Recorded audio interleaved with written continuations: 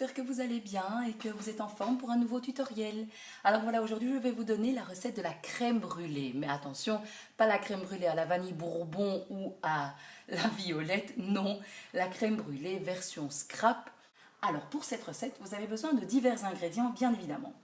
Le premier, ce sera du carton. Ici, moi j'ai pris de la petite cartonnette assez fine. Le papier, c'est un peu difficile parce que vous allez le voir, on va beaucoup chauffer. Et donc, en chauffant beaucoup, ça risque un petit peu de l'abîmer. Donc, il faut prendre quelque chose de relativement épais, un petit peu en fonction de ce que votre machine de découpe peut découper. Des dies, bien évidemment du gesso ou de la peinture acrylique, un pinceau, bien évidemment, de l'encre. Moi, j'ai pris la Distress Vintage Photo, de quoi ancrer, des embellissements. Voilà, et alors vous avez aussi besoin de votre fer à embosser. On y va? Alors premièrement, on va faire nos découpes. Je vais commencer avec les tags qui m'inspirent le plus là tout de suite. Donc je vais le découper dans ma Big Shot.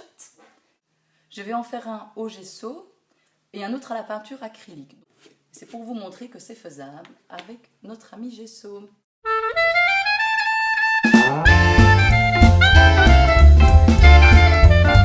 Alors, étape suivante, j'embarque mon fer à embosser. Et là, il va avoir du boulot. Je vais vous le montrer de plus près. On voit déjà des bulles qui apparaissent.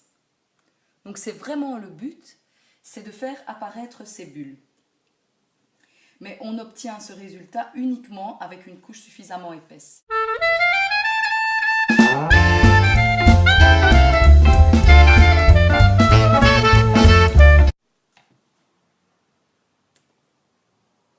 Voici le résultat que j'obtiens après la première couche. On recommence, deuxième couche, encore de nouveau bien épaisse.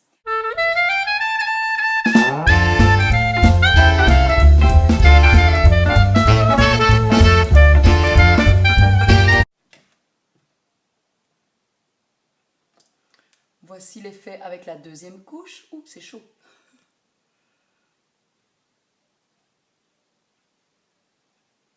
Voilà. Et alors on va faire une troisième couche. Vous pouvez également, entre les couches, écraser les petites bulles.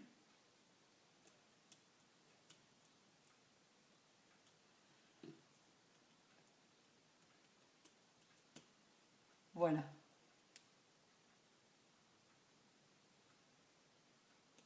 Vous pouvez également, bien sûr, faire différents effets déjà avec le pinceau, c'est-à-dire tapoter et obtenir déjà ce genre d'effet.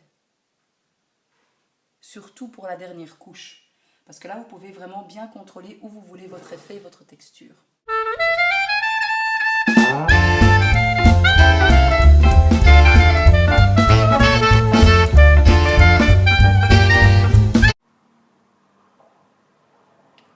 Voilà le résultat que j'obtiens avec les trois couches. Si vous le souhaitez, vous pouvez bien évidemment écraser les bulles. Ça donnera un autre effet. Voilà, je m'en vais le décorer maintenant.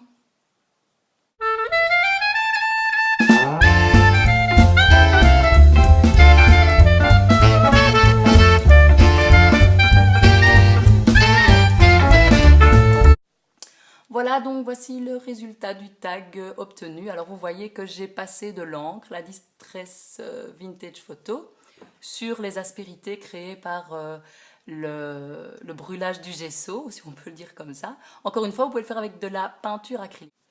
Alors ici, vous voyez un ruban en lin que j'ai tamponné, un peu de twine, du film photo, enfin cinéma, un peu de gaz comme à mon habitude ces derniers temps. Et voilà, un joli tag décoré. J'espère que ce tuto vous aura plu les filles, que vous vous serez bien amusées en faisant le même tag ou quoi que ce soit d'autre. Comme je vous l'ai dit, vous pouvez faire ça sur des fleurs, sur un papillon, sur ce que vous voulez.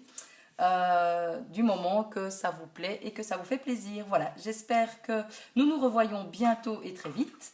Je vous souhaite une bonne fin de journée, soirée, enfin, quoi que vous fassiez, que ça se passe bien et restez, soyez heureux et passionnés. Ciao, à bientôt!